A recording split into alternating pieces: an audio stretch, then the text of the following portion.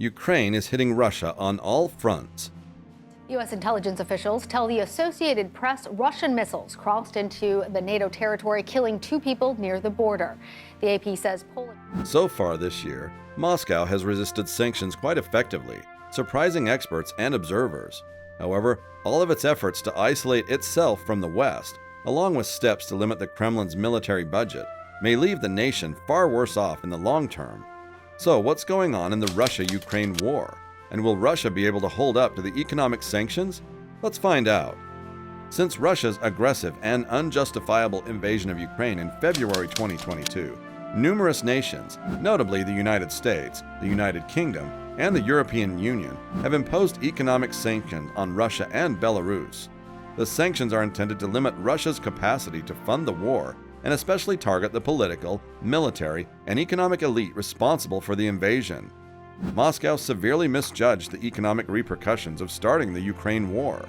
President Vladimir Putin appears to have been lulled by the limited sanctions that greeted its invasions of Crimea and Donbass in 2014, as well as a false sense of security provided by hundreds of billions of dollars in reserves, into believing that he could withstand any sanctions imposed by a divided West. He appears to have underestimated the impact of a full invasion of a European state on the West and the huge unity of the European Union's economic reaction. He did not predict Germany's sharp turn against Russia, nor the sudden appeal of NATO membership to Finland and Sweden. Putin's invasion of Ukraine seems to be a catastrophic error, putting Russia and his dictatorship in grave danger. Western politicians have strengthened their commitment to punishing Russia, especially through crippling economic sanctions. Nonetheless, Europe has mostly refrained from imposing the ultimate sanction, the suspension of Russian gas imports. Oil and gas account for half of Russia's export revenues, and its biggest customers are in Europe. Every day, with each atrocity, Europe moves closer to cutting its ties to Russia's energy supply, a choice that would have long-term geopolitical repercussions and impair Russia's economy, at least until it could develop alternative clients and transit channels. It is difficult to understand why the European Union will change its decision once it makes a move. While newly re-elected Hungarian Prime Minister Viktor Orban has stated that an energy boycott would be vetoed, a growing consensus in Europe is forming in favor of taking the one move that, more than any other, will impair Putin's capacity to finance this conflict in the near term. Several nations, notably Germany, have already banned Russian oil and are working to become independent of Russian gas. Russia has halted gas deliveries to Poland and Bulgaria. The theory behind sanctions is that the worse Russia's economic position becomes, the more likely it is that a political backlash from inside will emerge to challenge Putin's deluded leadership. The first month of the war was marked by total chaos, both in politics and on the battlefield. Russian military and political authorities appeared confused. Defense Minister Sergei Shoigu vanished for a few weeks. Putin sacked the directors of the Federal Security Service's Foreign Intelligence Department after numerous generals died on the battlefield, and Ukrainian farmers towed away crippled Russian tanks. According to some stories, Russian authorities escaped to a deep nuclear bunker beneath the Ural Mountains, leaving Ukrainian President Vladimir Zelensky in command in Kyiv.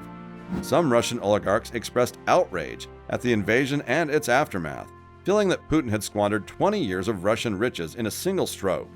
While a palace coup or public revolt is improbable, neither is unthinkable, and Russia's politics will remain turbulent as living circumstances deteriorate, despite a crackdown on dissent and free expression. Putin redirected the army's efforts toward concentrating soldiers in eastern Ukraine, where he was planning a fresh onslaught. In some senses, this is already a failure, since military aims have been rapidly reduced from a comprehensive takeover of the nation to an endeavor to expand Russia's control of eastern Ukraine. As security analyst Sergei Karaganov points out, Russia must win this battle however defined, and a smaller definition may work. A lot is dependent on what happens on the ground. It is one thing for Putin to hold on to enlarged territory in eastern Ukraine and declare triumph. However, if the Ukrainian army succeeds in driving Russia back, Putin will lose the opportunity to declare victory, and he will become more politically vulnerable. Putin is likely to prolong the battle as long as possible. This conflict has already proven to be a huge political triumph for Ukraine, despite the high cost in terms of lives lost, property damage, and devastated cities. Ukraine has gained worldwide recognition as a state as a result of it. Most nations are formed via a conflict, and Ukraine has used this awful onslaught to its long-term benefit by establishing itself as a great state. It has proven to be a democracy, a European nation, with a strong civic nationalism that extends beyond the Ukrainian-Russian linguistic split to incorporate a wide range of ethnic identities: Polish, Jewish, Armenian, and Greek. Ukraine has made an unforgettable impact on the international scene thanks to its popular and telegenic president. Most significantly, after decades of mistrust from core EU member states, Ukraine demonstrated that it is a part of Europe, a supporter of European ideals, and hence a political future member of the Union. That will forever alter Ukrainian politics. Ukraine will become a more confident and integrated member of Europe in the future. Its government will be oriented on the idea of Western integration, asking for EU membership and making all necessary efforts to achieve it. Zelensky has chosen a definite course for Ukrainian politics, attempting to integrate as closely as possible with the West in order to gain security and economic growth. According to a joint assessment provided by the Ukrainian government, it was especially prevalent in the housing, transportation, commerce, and industry sectors. Chernihinska, Donetsk, Luhanska, Kharkivska, Kyivska, and Zaporizhzhia oblasts were the most hit.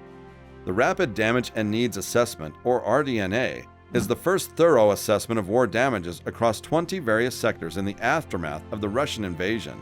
It also outlines the finance requirements for resilient, inclusive, and long-term rehabilitation and rebuilding and a planning roadmap. The RDNA results are preliminary, and damage and requirements should be regarded as absolute minimums. Reconstruction initiatives will be important to this. Already, Ukrainians are returning to Kyiv, hoping to restore their economy and city, which suffered significant damage but not to the level of bombed-out places like Mariupol. Rebuilding cities, bridges, and other infrastructure will need Western and foreign assistance. Expect most of the initiative for reconstructing Ukraine to come not just from the government, but also from civil society groups, which have played a significant role in refugee aid and national defense, and may also play a key part in rebuilding. For decades, Ukraine's liberal and nationalist civil society has been growing.